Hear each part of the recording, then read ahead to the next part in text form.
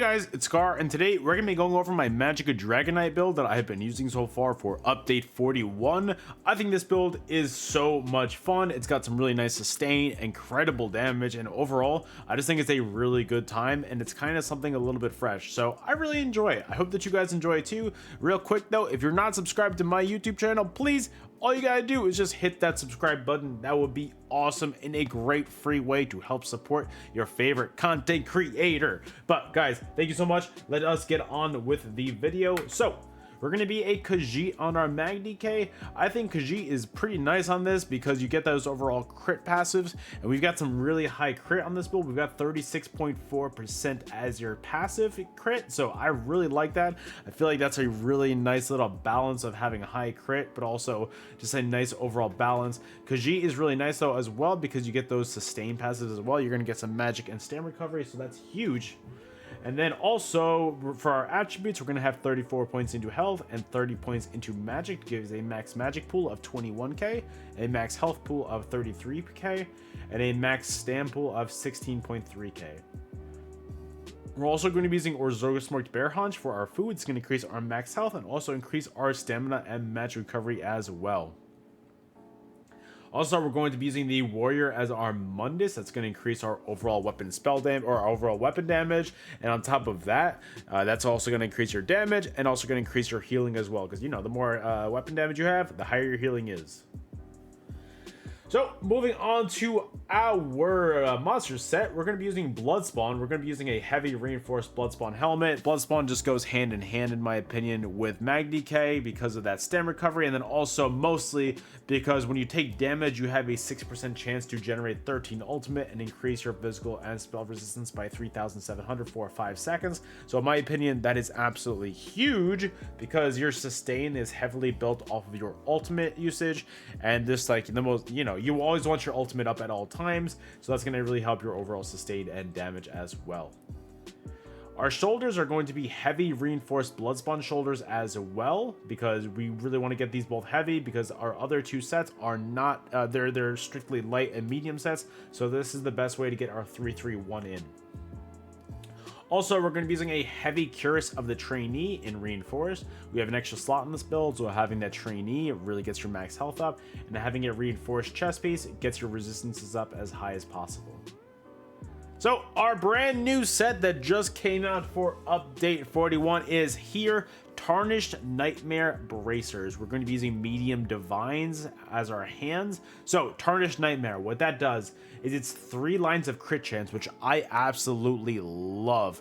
Having your crit that high is so cool, and I'm really loving that. But the 5 piece is when you deal critical damage to an enemy, glass shards burst 8 meters around them, dealing 5,378 physical damage to enemies in the burst, applying the Sundered status effect as well. So that's awesome that it can occur once every 8 seconds, and it's based off your higher weapon spell damage. So it actually gets higher than that because we don't even have our Major Brutality buff on right now. So again, it gets higher than that, and that's a nice little AoE around your enemies at all times as well. So if you're in the middle of a tower fight or someplace where it's really close quarter fights, you hit that on an enemy, that's going to hit everybody. And MagDK has some nice little AoE pressure as well. So between Tarnished Nightmare and your other AoE abilities, you are really hitting hard, and you're really hitting hard to a lot of multiple people. So overall, I think it's a great new set. Having a really fun time enjoying it. I'm going to really be putting this on a lot of different classes coming this patch. So I'm really excited to see how it performs on multiple classes. But for MagDK, it definitely works well. We're also using Rallying Cry because Rallying Cry is still absolutely amazing. It's going to be our light sash in Divines. Rallying Cry, if you guys don't know what it is by now, you know, it's been around for a while, but what it is a line of crit chance, max magic, another line of crit chance, and while Battle Spirit is active, critically healing yourself or an ally is going to cause you to gain 300 weapon spell damage and 1650 crit resist for 20 seconds. So it helps our overall tankiness with our crit resist, and it increases our overall damage as well. So that's huge. I think this is one of the best sets in the game. If you don't want to use Rallying Cry, I think Danger Trickery would work just as well. That would be awesome. But I just really wanted to use Rallying Cry on this build because I felt like, you know, with my sustain being bad last patch, I really was using a lot of Wretched Vitality, but now that we got the Combustion passive buffed a little bit, I like using Rallying Cry a little bit better nowadays. All right, moving on, we're also going to be using medium well-fitted Tarnished Nightmare legs. I think that that's a great way to just go about your legs right there. Using well-fitted, it's going to help your overall roll dodge sustain and your sprint sustain. I really like the one-piece well-fitted on this. I really felt the difference between using well-fitted and Divines on that one piece, and I definitely recommend that one. And then for our feet, we're going to be using medium Tarnished Nightmare Divines. For our boots, goddamn. And then for our jewelry, we're going to be using Rallying Cry as one of our rings and our neck piece, because it's a light armor set and we wanted to go medium on our body. So we're using this in our jewelry slots.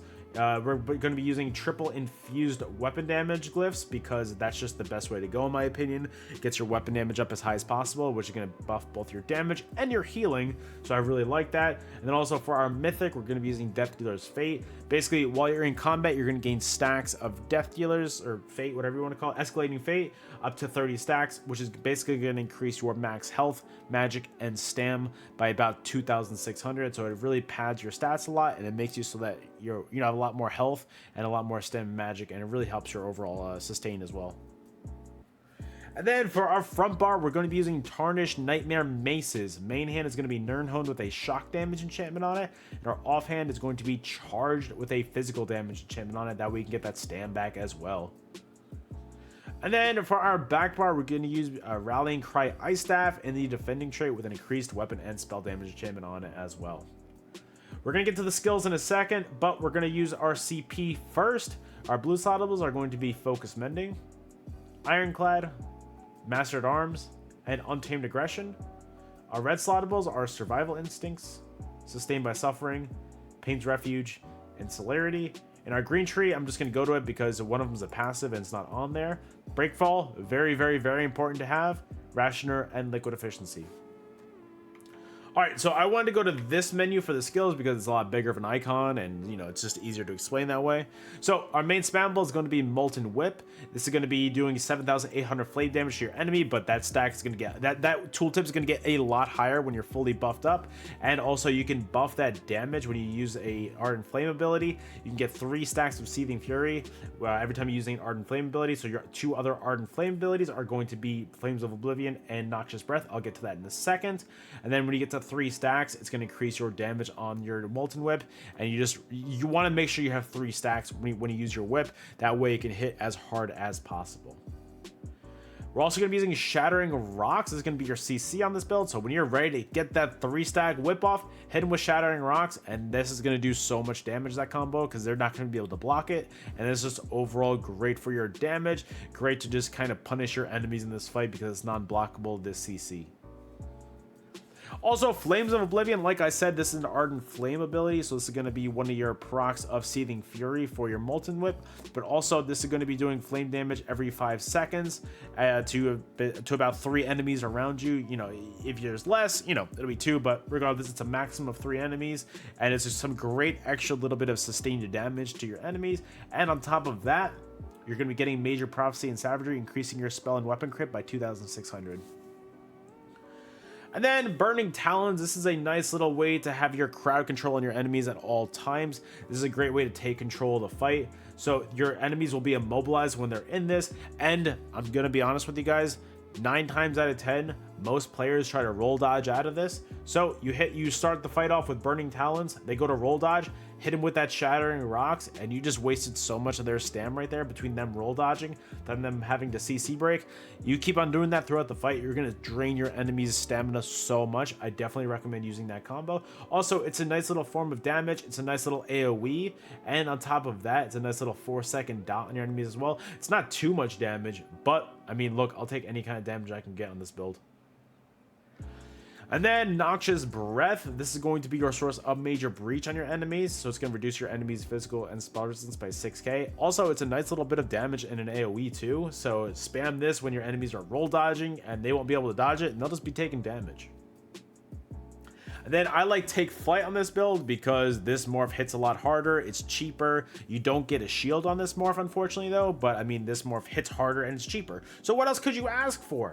Hey, I've been doing so much damage with this. I've been hitting at least 8k to 10k leaps on the enemies with this.